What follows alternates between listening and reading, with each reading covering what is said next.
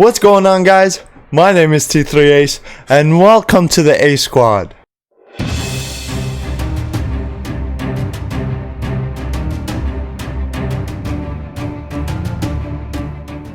I got another banger for you.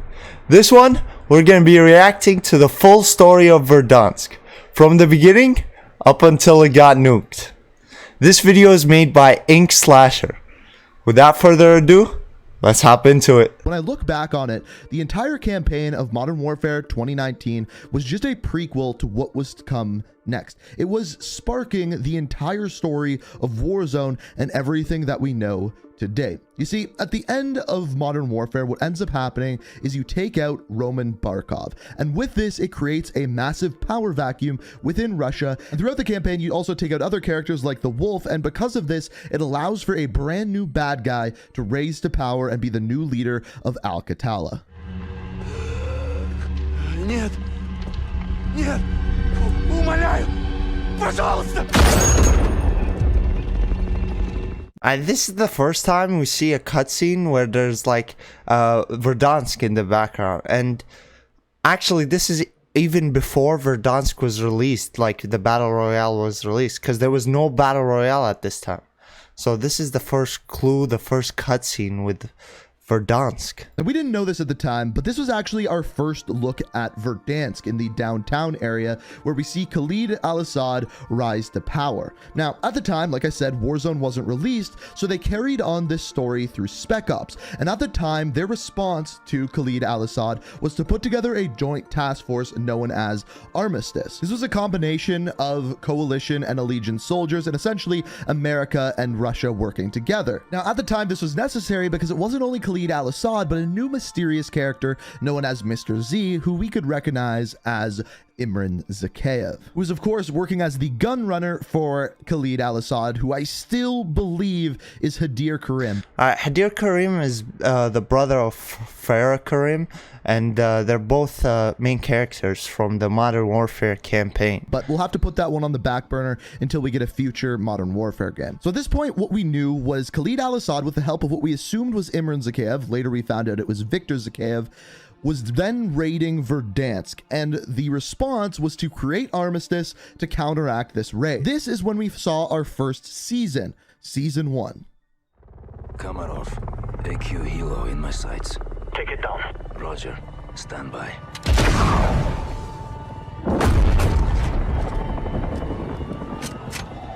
Target destroyed. General Alliance, this is Mara. AQ Hilo down north of my position. Copy. Get in there. Oh, that's Confirm enemy KIA. Marv, one of the operators that you can use in the BR. And before that was Nikolai. That's cool, man. I'm eyes on. Payload appears to be gas canisters. Contact! General, I got a Legion firing on my position! Now here's what's fascinating about the Season 1 cutscene. It didn't make sense at the time. We had coalition and allegiance soldiers. You had Mara and you had Nikto. And at the time, they were supposed to be working together inside allegiance. And as the cutscene ended and it zoomed out, you saw all of a sudden Khalid al-Assad inside broadcast or TV station in Verdansk saying, "Don't worry about it, let them fight." And at the time, this didn't make any sense. Alright, so this is the main bad guy that we're fighting against. He's in Verdansk, basically invading Verdansk. And what's crazy is that this dude has the technology to basically see everything going on, everything on the other side as well. Because we thought allegiance and coalition were supposed to be working together. This cutscene never made any sense until we moved on to later seasons. Now, one thing I haven't touched on yet is at the end of the campaign of Modern Warfare, we get a cutscene between Kate Laswell and Captain Price, where Captain Price expresses his basically feelings that he would like to put together a task force to take down Khalid al-Assad. This task force, of course, being Task Force 141.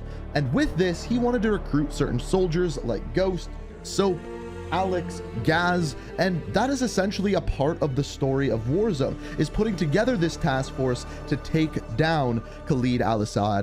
So Captain Price is the guy in charge of taking down the bad guys in Verdansk, and he's basically putting a team to try to take him down. To take down Viktor Zakhaev. And the first time we see this task force really start to get pieced together is in season 2. This cutscene picks up inside of the airport, and in here, again, an area. Now, right here we have another cutscene inside airport. You guys can see it. These cutscenes are really important because this is still before the Battle Royale was released. And all these cutscenes are hinting at Verdansk being released, or basically showing you areas of Verdansk, which is really cool, honestly. That we did not know was a thing yet. We didn't know Verdansk was going to be this giant map and that airport was going to be one of the locations. But at this point, we get introduced to one of the members of Task Force 141, Ghost, or Simon Riley, and he says something very important to Captain Price.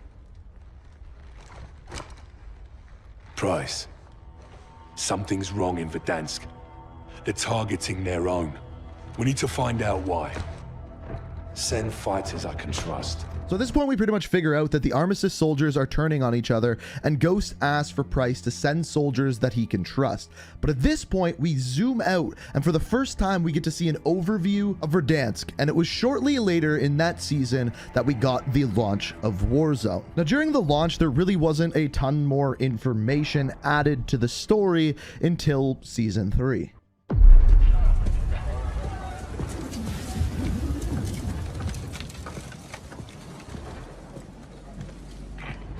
Simon, Price, can you talk? I can listen. Zakhaev's plan is working. The Armistice in Verdansk is officially fallen.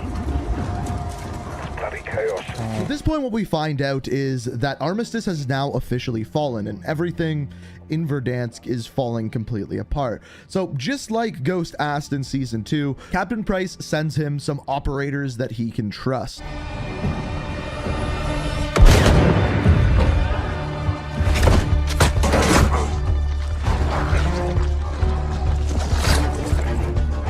Echo 3-1, reporting for duty. Alex, thought you were dead. Still standing. You ready for a That's the team. gunfight? Let's get evil. Moving into Season 4, Verdansk had officially that's the map for fallen, and Verdansk. we got an update as to what exactly was going on here. Viktor Zakhaev, whose father was Imran Zakhaev, was smuggling weapons and giving them to Khalid al-Assad, who again, I still think is Hadir. But at this point, he was trying to take over Verdansk and using the Al-Qatala army to do so. The interesting thing is at this point, we started to see Allegiance and Coalition completely tear apart, but we didn't know why until we got a few specific pieces of intel. Now, intel was a thing that you could search around the map for, and it would give you clues and pieces of information as to what was going on in Verdansk. Some of the first ones that we got.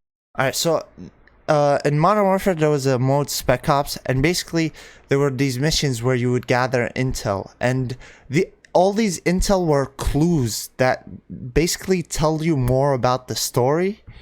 So yeah, were images that showed that it was actually the Armistice soldiers carrying out some of the attacks around Verdansk. And shortly after this, we found that Zakhaev Arms was actually paying off some of the Armistice soldiers to work against whether that be the Allegiance or the Coalition. And this is when Season 5 picked up, because Season 5 got interesting because we were no longer looking at Allegiance or Coalition soldiers, but rather a new company by the name of Shadow Company. Now, I'm just going to be totally honest here. The whole Shadow Company storyline didn't really extend much further than Season 5. Essentially, their big role was coming in and trying to hunt down the Al-Qatala army, but their big claim to fame was simply blowing up the stadium, which of course was a big change for the map, but overall doesn't really affect the story. Similarly, in the final season of Modern Warfare, Season 6, we once again saw a very similar thing. To move through Verdansk unnoticed. He had the tunnels but no trains. that's when they added the trains. If you buy me some time, yes. 3 enemies heading your way, Nick. Then keep them out. So Season 6 was the addition of Nikolai and Farah to the Task Force 141 crew, which is going to come into play later, but didn't really have a huge effect on the story as a whole. At this point, they powered up the subway stations, and of course, that was just another change to the map. And from here, Task Force 141 was pretty much complete, except for the addition of Soap. And that's where one of the strangest cutscenes of all time comes in. And the reason why I say it's the strangest cutscene is because it seemingly came out of nowhere. It was released with the final pieces of intel on the Verdansk 2020 map, and with it we see the entire Task Force 141 crew kind of come together, because during this cutscene, Viktor Zakhaev is trying to launch the missiles inside the bunkers, and of course, Captain Price is having none of that.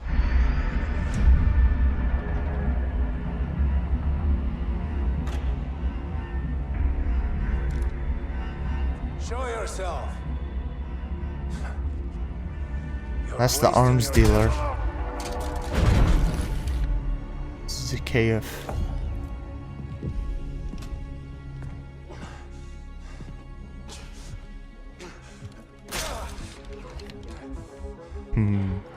Over, buddy. Victor. Captain Price.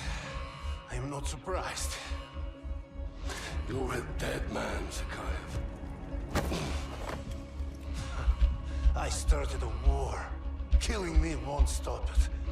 Oh, I won't kill you. But the fool will wait. Alright, so Viktor Zakhaev, he's the arms dealer that's working with Assad, giving him all the weaponry and stuff. And basically Captain Price takes care of that problem. He takes him out. He was trying to release this nuke, which I assume is to blow up Verdansk. But Price saved the day. All stations. Zakhaev is dead, but the missile is hot. Nick, I need the codes now. So at the end of the cutscene, Nikolai ends up getting Captain Price the nuclear codes and stops the launch, and of course, all is saved. But as we find out at the end of this cutscene, which is strange because it very much so seemed like the end of the story, Captain Price once again comes on with the entire Task Force 141 crew behind him, and we find out that the story is not quite over. First of all, Soap McTavish is just off the coast, and the battle is not yet won. McTavish to actual. So, what's your position? Have a click off the coast. Things are really heating up out here. Hold tight. We're moving your way. On me. There we go.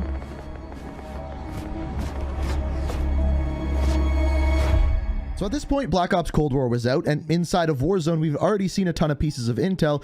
So this piece of intel right here is the first piece of intel that we got from Cold War. This was at the same time that Cold War released, Tying Adler and Perseus into the story of Verdansk, but we didn't really have an answer as to what was currently happening and why this story was still going on until the beginning of Season 2 of Black Ops Cold War. At this point, something finally happened in Warzone. Oh yeah, I remember this. This is when the boat came in. These are great times. Season 2. The battle pass was great. We had our first reactive camo. There were zombies in the boat too. Yeah, this was a great season. And there were very cool cutscenes too.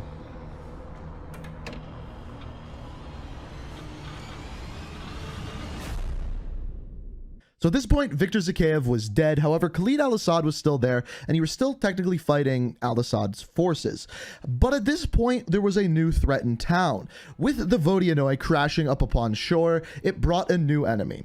Zombies. And these zombies very quickly started to spread around Verdansk, going from shipwreck to prison, hospital, bank, superstore, dam, and all of a sudden, the area was overrun. And not to mention, as the zombies were dying around Verdansk, they were leaving behind giant, massive radioactive areas that were harmful for you to go inside. And with this, Verdansk had fallen. And at this point, Rebirth Island is trying to control what is going on in Verdansk. They know Verdansk has fallen, and now their only job is to stop the zombies from spreading anywhere else. So they take drastic measures, they arm the nukes, and then launch them. And from off in the distance, we see a missile travel through the air and strike right by Stadium. And thus is the end of Verdansk 2020. Now, at this point, we don't know what came of the people in Verdansk. We don't know whether Captain Price made it out. We don't know whether Khalid al-Assad was there and which characters survived and which did not. But what we do know is that the story is continuing, but this time not in the year 2020. This time we are learning about the past of Verdansk, how Verdansk came to be and grew into this metropolis that right now Perseus and Adler are in. And that is the story that we have coming next. But so far, this has been the story of Verdansk 2020 and how it went from a war zone to a dead zone. So basically, in the 2020 Verdansk story, Captain Price and his task force are trying to take down these two bad guys. One of them, they take down Zykov, the gun arms dealer. Now, while they take this guy down and they're trying to take down the main guy, Al-Qassad, a boat with the infection and zombies hits Verdansk, and basically the zombies start invading Verdansk and taking it over. Now, while they take it over, there's no survivors and the infection rate is at 100%. So we decided to nuke Verdansk. So that's the end of Verdansk 2020. Now, we don't know what happened to either side of the story, the bad guy Al-Qassad or Captain Price and his task force. But I do hope we find more clues to the story as we're playing Verdansk in the 1980s. But that'll do it for Verdansk 2020. I hope you guys enjoy it. And that's the end of that. If you enjoyed the video, join the A Squad and make sure to share, like, and subscribe. And let me know in the comments, what do you think the next chapter in the Verdansk story is gonna be? See ya.